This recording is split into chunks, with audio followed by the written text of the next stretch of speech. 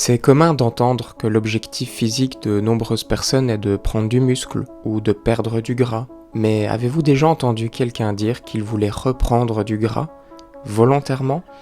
Eh bien, c'est ce que je veux faire. Cette approche pourtant a ses mérites et permet de considérablement améliorer sa santé pour des cas très concrets. Et je vous explique tout ça dans cette vidéo.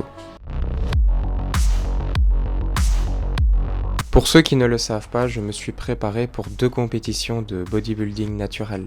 Pour cela, j'ai perdu plus ou moins 12 kilos, passant de 86 kilos à 73,4. Ça fait beaucoup de perte de poids corporel et ceci s'est accompagné avec des effets négatifs. En arrivant plus ou moins à 78 kilos, les choses sont devenues plus compliquées. Il y avait une fatigue intense tout au long de la journée, un focus sur la nourriture qui n'a fait que grandir au cours des semaines, une perte de motivation pour aller s'entraîner et une perte totale de la libido.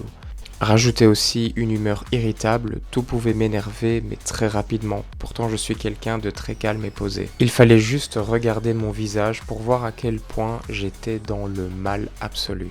Tout ce paquet d'effets indésirables ont mené leur lot d'inconfort qui sont devenus partie intégrante de mon quotidien. Même s'abaisser pour ramasser quelque chose devenait très compliqué, et je vous ne parle pas de monter des escaliers, une horreur. Vous l'aurez donc compris que ce n'est pas tenable de tenir un faible taux de masse grasse. D'ailleurs, je suis curieux de voir votre estimation, combien vous me jugez en termes de pourcentage de masse grasse. J'attends vos réponses dans les commentaires. La saison est finie et le physique que j'ai amené sur scène n'a de sens que pour les compétitions, pas pour mener une vie équilibrée et productive. Pour récupérer une meilleure santé, non négociable, je dois reprendre du gras. Et c'est ici que la majorité des personnes font une erreur fondamentale, qui est de rester trop sec trop longtemps après la compétition, par peur de perdre cette condition pour laquelle ils ont si durement travaillé.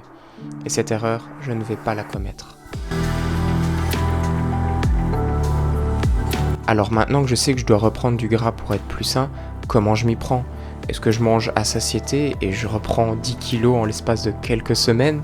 Ou je fais vraiment très attention et je ne reprends pas du gras trop vite? Quelle méthode s'offre à moi? La recherche scientifique a mis 2 façons de gérer son post-compétition et je vous aborde ça tout de suite. L'objectif est de remonter graduellement ses calories pour que son corps s'adapte au nouvel apport énergétique. Ainsi, il est possible de monter sa maintenance sans trop prendre de gras, ce qui constitue un avantage pour la future phase de prise de muscle. Le gros souci avec cette approche, bien qu'elle minimise la prise de gras, c'est le temps nécessaire pour récupérer de la sèche.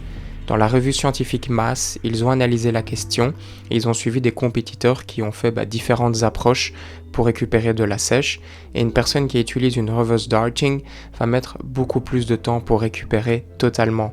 Une personne pourrait mettre jusqu'à 6 mois pour récupérer totalement des marqueurs psychophysiologiques. Une compétitrice a même mis plus d'1 an à récupérer ses règles, donc une récupération hormonale complète. Et clairement, je vais être honnête avec vous, ça me donne pas vraiment envie d'utiliser une reverse dieting parce que je veux vraiment enlever ces effets négatifs le plus vite possible. Cette notion a été introduite par l'équipe 3DMG qui est vraiment très connue dans le milieu du bodybuilding naturel. Pour faire simple, il s'agit d'une phase rapide de prise de poids juste après la compétition. On parle typiquement d'une prise de poids de 5 à 10% de poids corporel en l'espace de 4 à 8 semaines, ce qui permet vraiment une récupération plus rapide des marqueurs psychophysiologiques.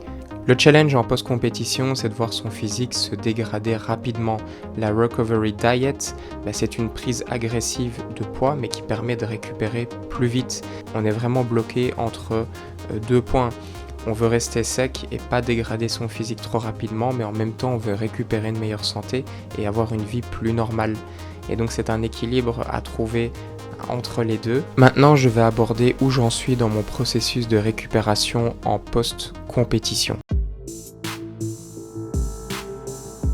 Cela fait maintenant 2 semaines que ma saison est finie. Je pesais plus ou moins 74 kg, 74 kg et demi il y a 2 semaines. Ce matin, je me suis réveillé à 76,7 kg, ce qui est plus ou moins 2 kg pris en l'espace de 2 semaines. Je suis passé d'un apport moyen de 2200 calories pendant les dernières semaines de ma sèche à 2500 calories pour les 2 dernières semaines de ma sèche, donc j'ai réaugmenté légèrement les calories et je suis passé pour ma recovery diet à plus ou moins 3500 calories par jour, incluant les jours de repos et d'entraînement avec le même apport pour être sûr que je récupère le plus vite. Et donc j'ai principalement augmenté mes lipides à plus ou moins 70-80 grammes de lipides par jour alors que j'étais à 35-40 grammes et puis le reste j'ai monté en glucides. De façon générale, je me sens beaucoup moins fatigué pendant la journée. La fatigue a quasi été éliminée pendant la journée, bien que parfois il y ait des moments où c'est un peu plus compliqué, et je sens que mes performances commencent à remonter légèrement à la salle. Donc ça c'est vraiment très positif. Par contre, la libido n'est toujours pas revenue à la normale malheureusement, mais de façon générale, je suis assez content d'où j'en suis 2 semaines post-compétition.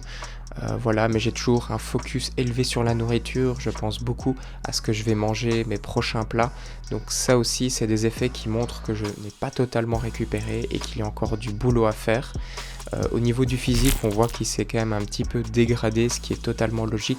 Je fais aussi peut-être un peu plus de rétention d'eau que d'habitude, mais il y a aussi une prise de gras qui s'est accompagnée durant ces 2 dernières semaines. C'est inévitable, la prise de gras en post-compétition, il faut l'accepter, il faut accepter que son physique se dégrade. Mais voilà, je suis vraiment très content d'où j'en suis dans ma récupération et c'est une affaire à suivre. Je referai le point certainement dans les prochaines semaines, comme ça vous êtes au courant. J'espère que la vidéo vous aura plu et on se retrouve à très bientôt pour du nouveau contenu. Coup de bec.